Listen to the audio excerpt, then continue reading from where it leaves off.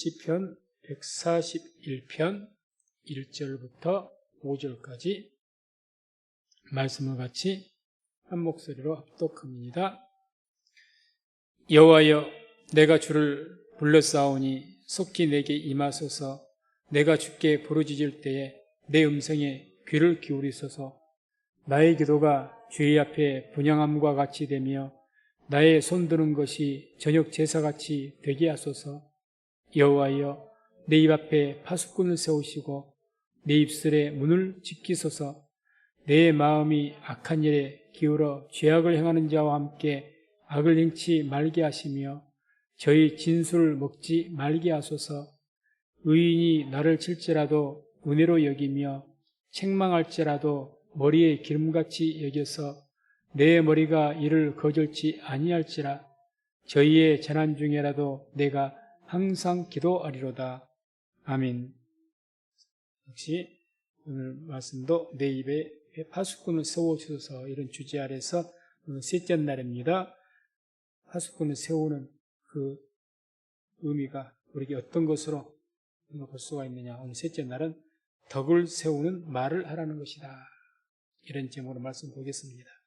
말씀 듣기 전에 마지막으로 하나님 앞에 찬양으로, 집사님들 찬양할 때 이제 성도 수가 많으면 찬양하는 맛이 좀 나죠. 근데 이렇게 성도 많이 모이지 못했을 때 찬양하는 것은 어찌 보면 하나님만 보고 찬양하는 줄로 믿습니다. 그것 외에는 없죠. 그래서 하나님께서 모든 드렸던 찬양을 기쁘게 받으신 줄로 믿습니다. 오늘도 역시 시편 141편 3절의 말씀을 중점적으로 보겠습니다. 여호와여, 내 입 앞에 파수꾼을 세우시고 내 입술에 문을 지키소서. 세 번째로, 첫째 날에는 우리 입 앞에 파수꾼을 세운다는 의미가 뭐겠느냐. 첫째 날에는 잠잠히 하나님만 바라라는 것이다, 라는 말씀 들었고, 둘째 날에는 이제 우리 입에 재갈을 물리라는 것이다. 그래서 어제 말씀 들었습니다. 오늘 마지막 셋째 날은 이제 덕을 세우라는 것입니다. 덕을 세우는 말을 하라는 것입니다. 다시 말해서 파수꾼을 입 앞에 둔다고 해서 무조건 입 닫고 있으면 되는 것이 아닙니다. 하나님의 의도는 그게 아니죠. 그러려면 우리 입을 뭐라고 지으셨겠습니까? 꼬매버리지. 힘을 만드신 이유는 말을 하라고 만드신 것 아닙니까? 말하라고. 그러니까 입 앞에 파수꾼을 세운다는 하나님의 그 근본적인 목적은 무조건 입을 닫아라는 것이 아닙니다. 그래서 덕을 세우는 말을 해라, 그거죠. 덕을 세우는. 이런 말이 있습니다. 일각 사회에서 불의와 불의에 대한 침묵은 죄이다, 이런 말이 있습니다. 불의에 대한 침묵은 죄다. 그게 불의한 일을 보고도 입 닫고 있으면 그건 죄다. 불의한 것, 잘못된 것을 보면 그 잘못을 말할 수가 있어야지. 그래야 불의를 행한 사람도 그렇게 당신이 지금 하는 거 잘못됐습니다 하고 말을 해줘야 주춤거리고 돌아보게 되는 겁니다. 입 닫고 불의에 대해서 아무것도 안 해버리니까 불의를 행한 사람들은 아주 아무 거침없이 불의를 행합니다. 더 세상은 악해지죠. 그래서 우리가 살아가면서 꼭 우리 삶 가운데 이것은 정말 아니다, 그렇게 생각되어졌을 때 거기에 대해서 잘못됐다고 말할 수가 있어야 됩니다. 물론 거기는 지혜롭게 이야기를 해야 되겠죠. 그래서 무조건 입 앞에 파수꾼을 세워서 재갈을 물려서 아무 말 않고 입 딱 닫고 사는 것이 능사는 아니라는 이야기죠. 하나님 의도는 그것이 아니라 내 입 앞에 파수꾼을 세우라는 것은 또 반대편에는 덕을 세우는 말을 해라, 지혜로운 말을 해라, 사람을 살리는 말을 해라, 악한 말 하지 말고, 그를 목적으로 말씀하신 겁니다. 그래서 우리가 데살로니가전서 5장 11절을 보면 이런 말씀 나옵니다. 그러므로 피차 권면하고 피차 덕을 세우기를 너희가 하는 것 같이 하라. 피차 덕을 세우기를, 피차 덕을 세우는 말을 하라는 이야기죠. 이 덕을 세운다라는 말 때 덕이란 말이 오이코도메입니다. 오이코도메라는 성경 원어를 사용하는데, 이 오이코도메라는 말은 단순하게 건축물이라는 뜻을 갖고 있습니다. 건축물. 또는 건물 같으면 우리 교회 같으면 교회 건물, 교회 또는 가정집 이런 건축물들을 말하는 겁니다. 그러니까 이 덕을 세운다는 말은 어떤 의미 말이냐? 너희가 말을 통해서 교회를 세워 나가라는 이야기입니다. 그게 덕을 세우는 거예요. 말을 잘해서 교회를 아름답게 세워 나가라는 거죠. 우리 눈에 보는 건물을 세우라는 것이 아니라 교회. 그래서 아름다운 공동체가 될 수 있도록, 그게 아름다운 공동체가, 주를 믿는 공동체가 교회 아니겠습니까? 건물이 아니라. 그런 교회, 덕을 세우는 말을 해서 교회를 세워라, 이렇게 말씀한 겁니다. 그래서 우리가 이 말이 참 우리가 그동안 보았지만 얼마나 중요한지, 사람을 살리기도 하고 죽이기도 하고, 그게 말이죠. 그래서 이 교회를 세우는 말에서 잠언서 15장 23절 보게 되면 이런 말씀이 나오죠. 사람은 그의 입에 대답함으로 말미암아 기쁨을 얻나니 때에 맞는 말이 얼마나 아름다운고. 때에 맞는 말. 상황에 필요한 말은 해줘야 되지 않겠습니까? 우리 공동체가 뭔가 어떤 악한 사람을 통해서 뭔가 이게 잘못되어져 간다? 저 사람의 목소리만 커가지고 막 이렇게 막 그렇게 주장 나간다? 그때는 브레이크를 걸 수가 있어야 됩니다. 집사님, 권사님, 그것은 아닌 것 같은데요. 저는 그렇게 생각하지 않습니다. 말을 할 수가 있어야죠. 말해야 될 때 옳은 말을 해주지 않는 것도 죄라는 이야기죠. 그러면 악을 행하는 사람들 어떻게 하겠습니까? 아무 거침없이 나가는 거예요. 우리나라 정치도 마찬가지입니다. 어느 정권이 잘못된 악을 행하고 독재를 행한다? 우리나라가 그동안 민주항쟁을 벌이고 이렇게 올바른 소리 했기에 지금의 민주주의가 자리 잡은 거지. 독재 정권이 아무 말 않고 무서우니까 벌벌 떨고 말 않고 침묵해 보십시오. 우리나라 이미 독재 정권 다 됐습니다. 그러지 않겠습니까? 무슨 민주주의가 나오겠습니까? 계속 독재 정권이죠. 아무 말 안 하니까. 그건 아니죠. 그래서 옳은 것은 분명히 말할 수가 있어야죠. 그게 용기가 있는 자고 또 믿음의 사람이 해야 될 일입니다. 그래서 때에 맞는 말은 하라는 이야기죠. 그게 얼마나 아름다운지 모른다. 잠언서 25장 11절에도 경우에 합당한 말은 아로 새긴 은쟁반의 금사관이라. 몇 번이고 이 말씀을 제가 드립니다. 경우에 합당한 말. 경우에 합당한 말은 그 상황에 맞는 그런 말이죠. 욥기서를 계속 봅니다만은 욥의 친구들은 입 바른 소리로 틀린 말은 아니죠. 욥의 친구들이 충고하는 것이 다 하나하나 뜯어보면 잘못된 말이 아니에요. 우리가 성경 한번 욥기서 한번 읽어보세요. 욥에게 막 공격하는 말들이 거의 다 대부분이 다 틀린 말은 아닙니다. 근데 지금 그 이야기가 욥에게는 지금 맞지 않는 거예요. 합당하지 않습니다. 제가 계속 말씀드린 것이 욥에게는 어떤 말이 필요하다고요? 위로의 말. 위로의 말. 어떤 경우에 아무리 저 사람 욥이 서로 죄를 지은 사람이라 할지라도 그렇게 무서운 재난을 당하고 아들, 딸 다 죽고 재산 다 빼앗기고 병은 들고 자식은 떠나고 얼마나 불쌍합니까? 얼마나 고통스럽겠습니까? 그러면 이유가 없이 그거 함께 울어주고 위로해야죠. 근데 거기다 대놓고 너는 이걸 잘못했니 저걸 잘못했니, 경우에 합당한 말이 아닙니다. 그래서 옳은 소리라기보다는 경우에 합당한 말, 이런 아름다운 합당한 말은 아로 새긴 은쟁반의 금사관이라. 참 시적인 표현이죠. 이쁘게 꽃무늬로 아로 새기는 은쟁반, 순은으로 된 그 전부 금사관. 최고로 아름답게 묘사한 겁니다. 지금 시적으로. 그렇게 아름다운 것이다. 그래서 우리가 말하는 그 말에는 권세가 있다는 것을 항상 생각하시고, 우리 말로 인해서 어떤 사람이 정말 좌절하고 절망하고 자살을 생각했다가 우리 말을 통해서 위로받고 다시 일어설 수 있는 힘을 가질 수도 있고, 어떤 사람에게는 말을 갖다가 독한 말을 뽑으면 그 사람의 삶의 의욕을 끊어버리고 그냥 한강물에 뛰어들게 하는, 죽게 하는 능력도 있는 겁니다. 그래서 이 말이라는 것은 굉장히 귀합니다.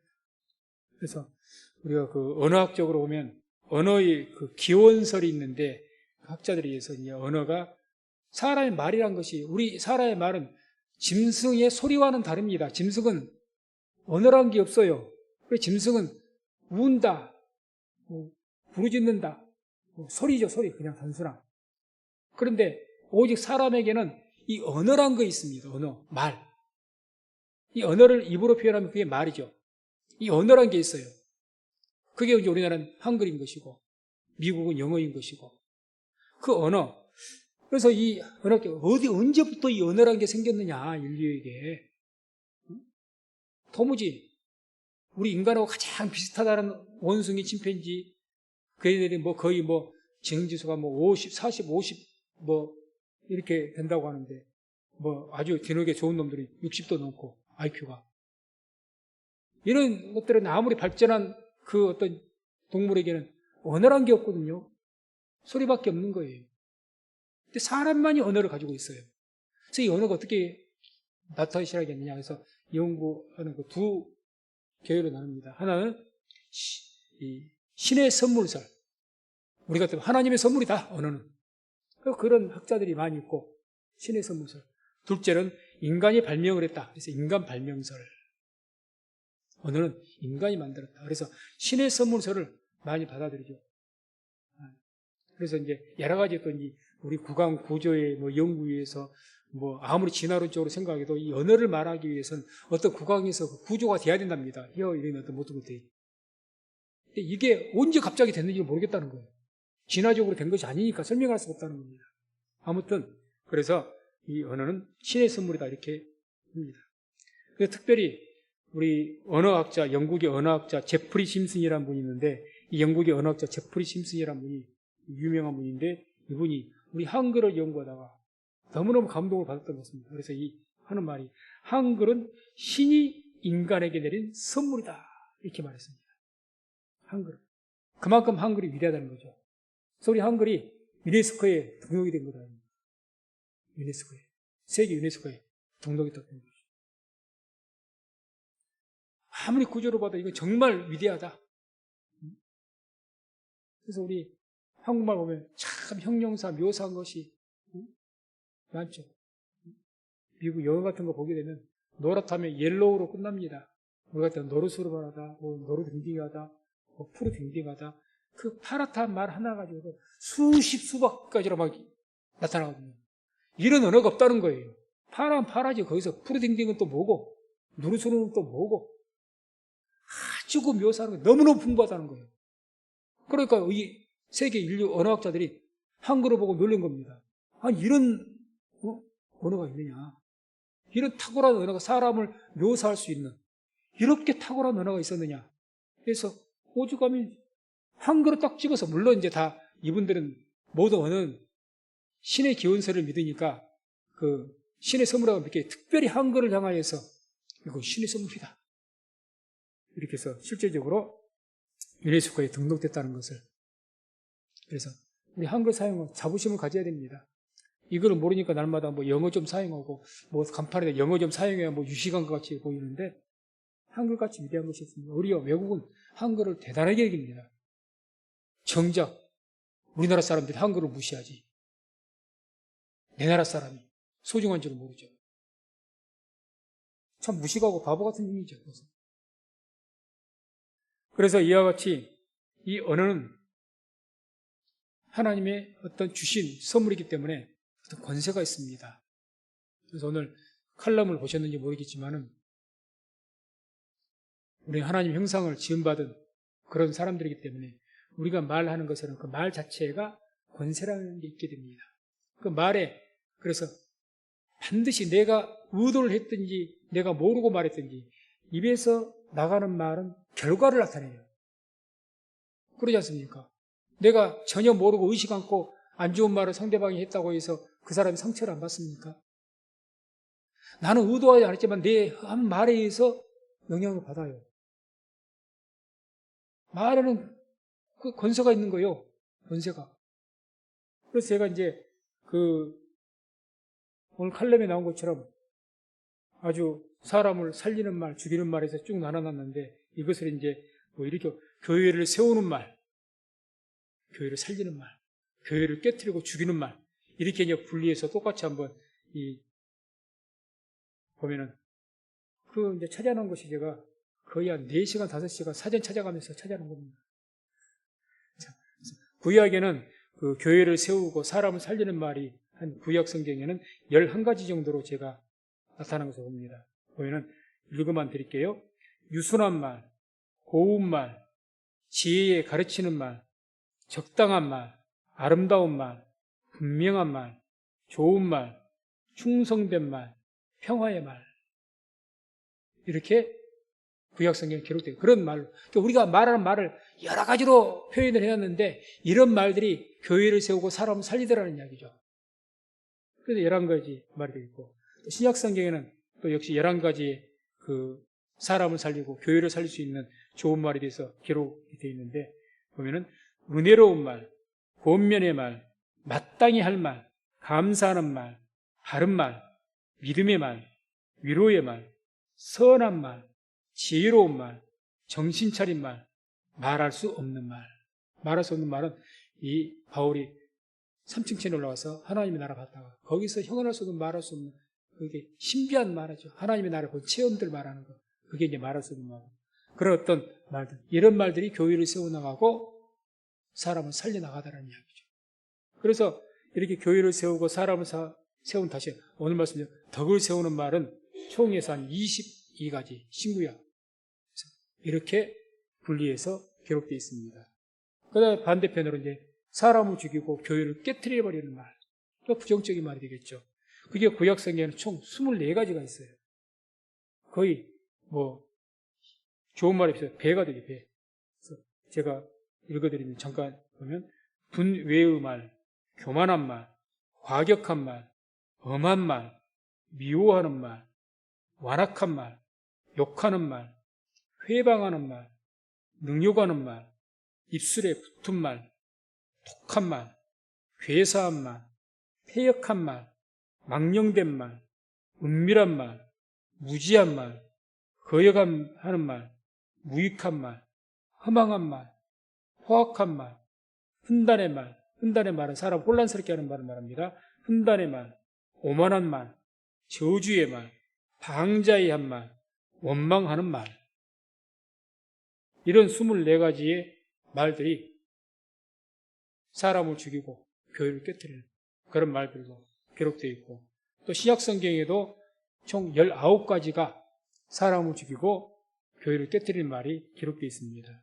역시 잠깐 읽어드리면 무익한 말, 참남한 말, 모독하는 말, 아첨하는 말, 교만한 자의 말, 어리석은 자의 말, 정신없는 말, 더러운 말, 누추한 말, 희롱의 말, 헛된 말, 공교한 말, 허탄한 자랑의 말, 망령되고 헛된 말, 비방하는 말, 지은 말, 지어서 말한다는 거죠.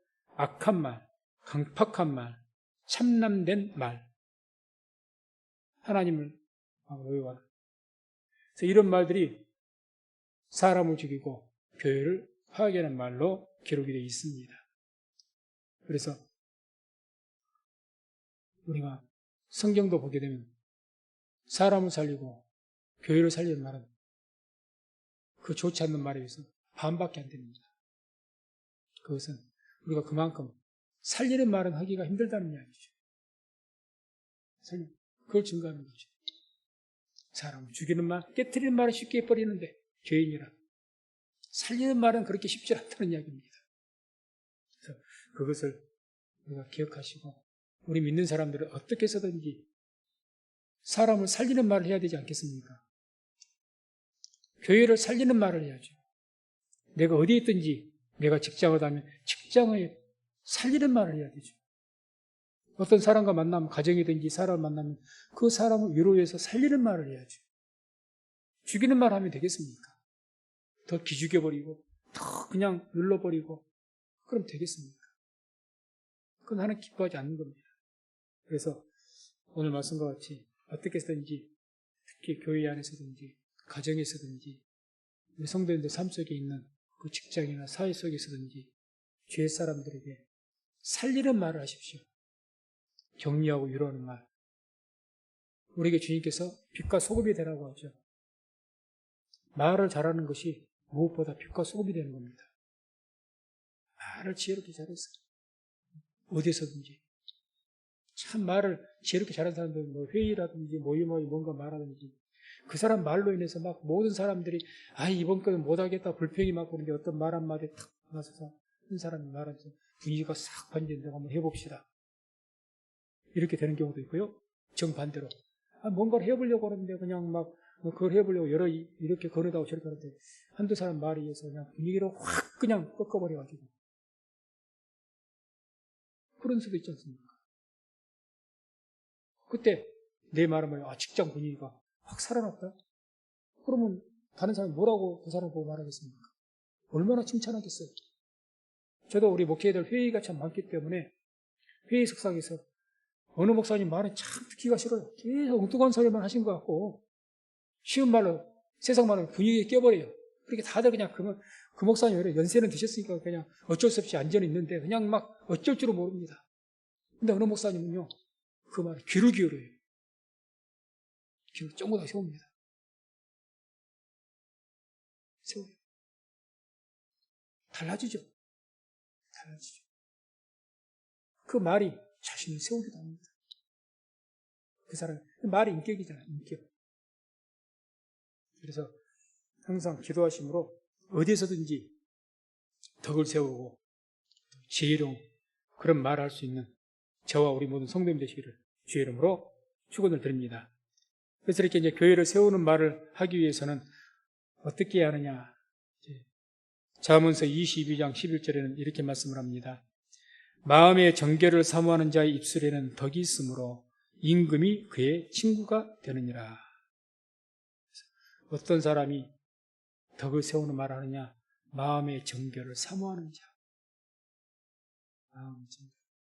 그렇지 않겠습니까? 항상 자기 마음이 깨끗하기를. 그런 걸 사모한다는 거죠. 마음까지 그런 사람 바로 돼 있지 않겠습니까? 마음의 정결함을 사모하니까 특히 자기 마음은 그 마음이 깨끗한데 어떻게 안 좋은 말이 나가나요?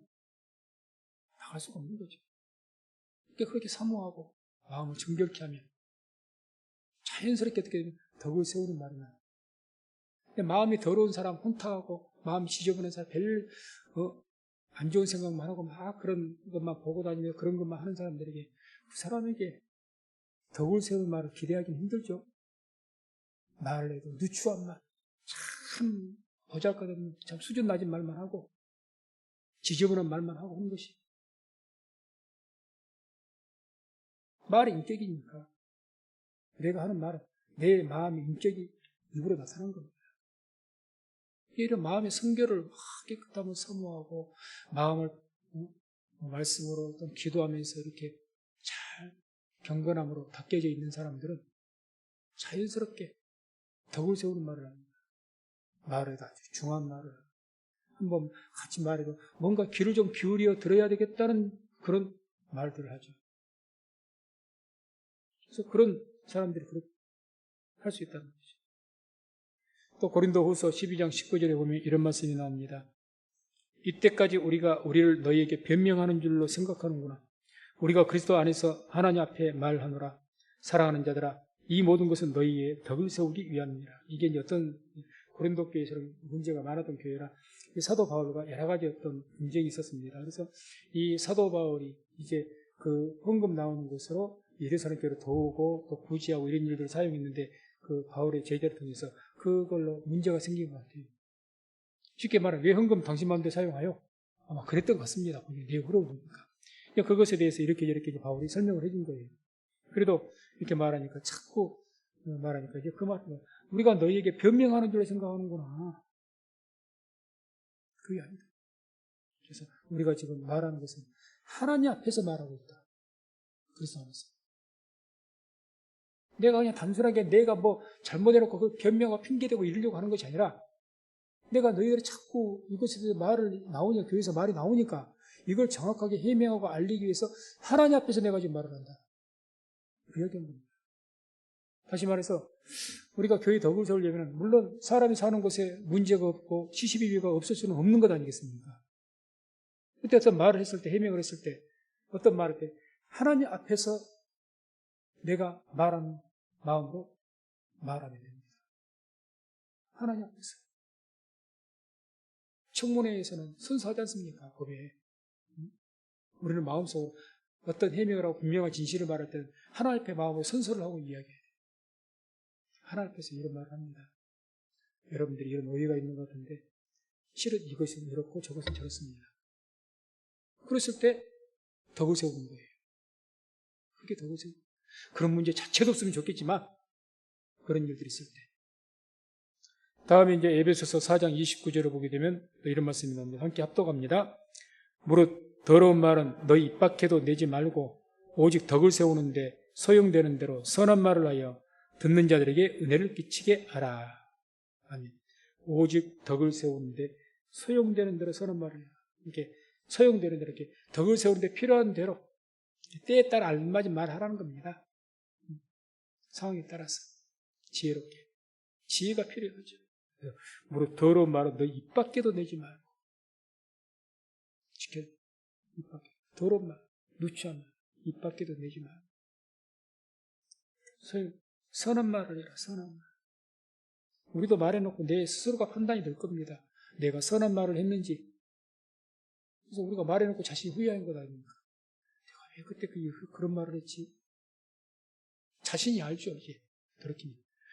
그것도 분개하고 그랬을 때는 그때 순간에는 그것도 감정이 막 일렁해서 감정 때문에 이성이 분별 안 되니까 얼른 모르는데 좀 쭉 씻고 나서 좀 저렇게 내가 왜 그때 그런 말을 했을까? 참, 내가 생각이 없었다. 그럴 때가 있죠. 그래서 어쨌든 간에 야고보서에도 보게 되면 3장에 보게 되면 사람의 말에 온전하면 그 말이 실수가 없으면 온전한 자라고 했지 않습니까? 그러니까 그럴 수 없다는 거죠. 사람이. 다 실수가 있을 수밖에 없다. 이렇게 성경도 이야기하니까 우리가 온전할 수는 없지만 어떻게 해서든지 우리 상황에 따라서 선한 말을 때 합당한 말을 해서 덕을 세울 수 있는 그런 우리가 되어야 될 줄로 믿습니다. 골로새서 4장 6절 보면 똑같이 말씀 합독합니다. 너희 말을 항상 은혜 가운데서 소금으로 고르게 함 같이 하라. 그리하면 각 사람에게 마땅히 대답할 것을 알리라. 아멘. 너희 말을 항상 은혜 가운데서 소금으로 고르게 함같이 하라. 소금으로 고르게 함과 이 말이 대체 무슨 말이냐? 그래서 표준역에서는 이렇게 번역을 했습니다. 여러분의 말은 소금으로 맛을 내어 언제나 은혜가 넘치게 해야 합니다. 말을 소금으로 맛을 내서 맛있게 음식을 만들어서 맛있게 한 것처럼 여러분들은 소금의 맛을 내어서 그래서 은혜롭게 은혜의 맛을 내야 됩니다. 이렇게 하시죠. 은혜의 맛. 그래서 이것은 우리가 은혜가 넘친 자가 은혜의 맛을 냅니다. 내가 은혜에 젖어 있으니까. 내가 은혜에 젖어 있지 않으면 그런 맛을 못 내요. 같은 말이라도. 그러지 않습니까? 내가 은혜에 젖어 있어야 돼요. 은혜 가운데 젖어 있고 말씀 가운데 젖어 있고 그러면 그게 내 감정이나 모든 것이 그 젖어 있기 때문에 나오는 말이 좀 서툴고 조금 잘 아는 것이 없어서 쉬운 말로 좀 배운 것이 없고 좀 그런다 할지라도 말하는 것에 대해서 그 말이 은혜의 맛을 냅니다. 그러나 은혜가 없는 사람 아무리 미사역으로 써가면서 유식한 말을 써서 막 이렇게 설득한다 할지라도 은혜가 없습니다. 거기에는. 뭔가 아닌 것 같거든요. 말은 맞는데 뭔가 아닌 것 같아. 따뜻함도 없고 온기도 없고 은혜도 없는 것 같아. 이 사람은 정말 말하는 거 보면은 별로 그렇게 말 차원이 지식이 높은 것도 아닌 것 같고, 그 사람 말은 괜히 편안하고, 그 사람 말이 그냥 괜히 좋고, 듣기가. 그런 경우가 있습니다. 그게 이제 그런 말이죠. 그래서 은혜를 소금으로 위해서 음식에 맛있는 맛을 낸 거죠. 은혜의 맛을 내야 된다. 그렇게 현대인의 성경도 현대의 성경 약간 이렇게 조금 의역을 해서 이렇게 번역을 했습니다. 그리고 말은 언제나 친절하고 재치 있게 하십시오. 이렇게 표현했습니다. 원어를 직접 아주 바로 번역 의역을 조금 해서 한 거죠. 말은 언제나 친절하고 재치 있게 해라. 온유하게 하고 친절하게 하고 그렇게 해서 은혜가 있게 해라 말입니다. 무슨 말인지 이해가 좀 되시죠? 소금으로 맛을 내서 고르게 하는 같이 하라는 말을. 그래서 우리는 그런 말을, 그래서 상황에 따라서 우리가 은혜로운 말을 해서 냉랭한 분위기를 좀 다시금 따뜻하게 돌리고, 그게 복받을 자입니다. 그게 빛의 삶을 사는 겁니다. 그게 소금의 삶을 사는 거예요. 소금의 삶. 그래서 자꾸 우리의 말을 격려하고 위로하고 소망을 불러일으키고, 그게 뭐 소금으로 고르게 한 것이 그렇게 말할 때 그런 결과가 나오겠죠. 또 골로새서 3장 17절에는 이런 말씀이 나옵니다. 또 무엇을 하든지 말이나 일이나 다 주 예수의 이름으로 하고 그를 힘입어 하나님께 아버지께 감사하라. 말할 때마다 뭘 할 때마다 다 주 예수의 이름으로 하여라. 예수의 이름으로 말하는 것이 어떤 의미인가? 한마디로 예수의 이름을 걸고 말하는 겁니다. 걸고. 그건 이런 의미가 있습니다. 예수의 이름으로 걸고 하는 것은 이 말하는 것에 대해서 책임을 질 수가 있어야 된다 말이죠. 내가 이런 말은 나는 예수 믿는 사람인데 직장 다니면서 예수를 믿는 사람들이 아무렇게나 말하면 누가 모욕을 받습니까? 나뿐만 아니라 예수님이 모욕을 받습니다. 교회가 모욕을 받아요. 그러니까 이 말할 때 예수의 이름을 걸고 하라는 거죠. 너가 말할 때 예수 믿는 사람은 너의 이름만, 김여셉이 너의 이름만 걸려있는 것이 아니라 너도 물론 욕을 먹겠지만 너는 명색이 목사가 아니냐. 그럼 네가 어떤 잘못된 말을 해서 그걸로 해서 욕을 받게 되면 너만 욕을 먹느냐. 예수님이 욕을 먹고 교회가 욕을 먹는다. 그렇게 말할 때마다 어떻게 하라? 예수 이름을 걸고 말하는 거죠. 그런 마음으로 말하면 조심하게 되어 있습니다. 조심하죠. 이제 그렇게 해야 교회를 세우는 말을 하게 된다는 거예요. 자꾸 이제 오늘 우리가 3일간 내 입 앞에 파수꾼을 세워주셔서 파수꾼 세운다고 해서 무조건 입 닫는 것이 능사가 아니라 하나님께서 입에 파수꾼 세우라는 그 본질적인 의미는 악한 말은 하지 말고 덕을 세우고 좋은 말은 하라는 이야기죠. 파수꾼 세우니까 입 꼬매라는 소리가 아니지 않습니까? 그럼 입을 지으시지도 않았겠죠. 아예 꼬매버리지 뭐라고 입을 만들어 놓습니까? 입은 말을 하라고 열어놓으신 건데, 만들어 놓으신 건데, 아까도 보았지만 세계적 학자들이 언어라는 것은 신의 선물이라고 말한 것처럼 우리에게 인간에게 유독 말을 하게 하는 그 선물을 주신 것은 말하라고 주신 것 아닙니까? 만드신 것 아닙니까? 그런데 파수꾼을 세워라. 입 닫아라. 입 닫아라는 것만이 목적이 아니라 좋은 말을 하라는 거죠. 악한 말은 하지 말고 선한 말 해라. 사람 살리고 교회 세우는 말 해라. 이게 입에 파수꾼을 세우라는 그 말씀의 목적입니다. 목적.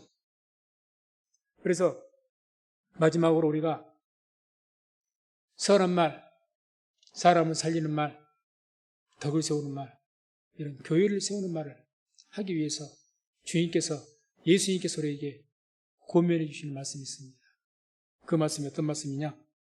마태복음 12장 34절 35절입니다. 함께 말씀을 합독합니다.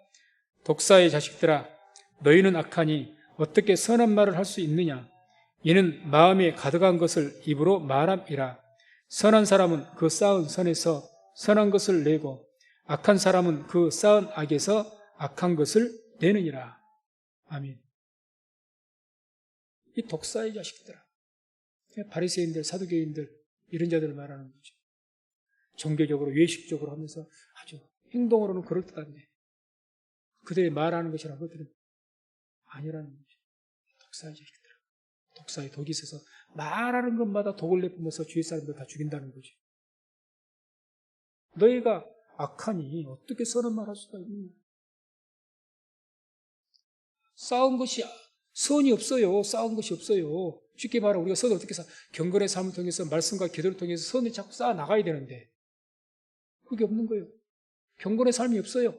그저 사람 보기에 내가 종교생활 잘하고 그런 거 보여주기 위해서 보여주기식의 신앙만 있지 하나님 앞에 나 혼자서 단둘이 딱 서가지고 정말 하나님 앞에서 내가 항상 경건하고 누가 보든지 안 보든지 상관이 없이 내 믿음 지켜가면서 쉬지 않고 기도하면서 말씀 묵상하면서 이게 이제 경건의 삶이다. 그렇게 해서 내가 마음에 선이 쌓여야 되는데 그 쌓여진 것이 없어요. 기도가 쌓여진 것도 없지, 말씀이 쌓여진 것도 없지, 온갖 세상에 잡다한 것만 다 쌓여져 있으니 그 사람에게 어떻게 선이 나오겠습니까? 그 사람에게 무슨 믿음의 말이 나오고 선한 말이 나오겠습니까? 세상에 장꾀나 나오지. 세상 것이 쌓여있는 사람은 세상에 장꾀가 참 많습니다. 이렇게 하면 세금을 적게 낼 수가 있어. 이렇게 하면 돈을 더 많이 벌 수가 있어. 이렇게 하면 고생 안 하고 대박이 열릴 수가 있어. 이런 데로는 기가 막히게 그건 하나님 보시기에 악한 겁니다. 악한 거예요. 땀 흘리지 않고 물론서도 많은 이득을 하나님과 악하게 보십니다. 성실하게 일을 하고 성실한 그 소득을 얻는 것. 하나님께 그것을 기뻐하십니다. 그것을. 그래서 불의의 재물이란 거 뭐가 불의의 재물인 줄 아십니까? 그렇게 하면 성실하게 믿음으로 하나님 보시기에 아름답게 정직하게 소득 얻는 것이 아니라 인간적인 방법으로 얻은 거예요. 그게 불의의 소득들. 그럼 불의의 소득들과 창기의 번동, 개 같은 자의 소득, 그게 이방인들 불의의 소득인데 내게 가져오지도 말아야 돼. 그래서 이와 같이 자꾸 그 세상 것에만 우리가 세상적인 지식에만 막 쌓여있으면 그럼 세상 것만 나오는 거예요. 세상에 대한 어떤 지혜만 나오는 겁니다.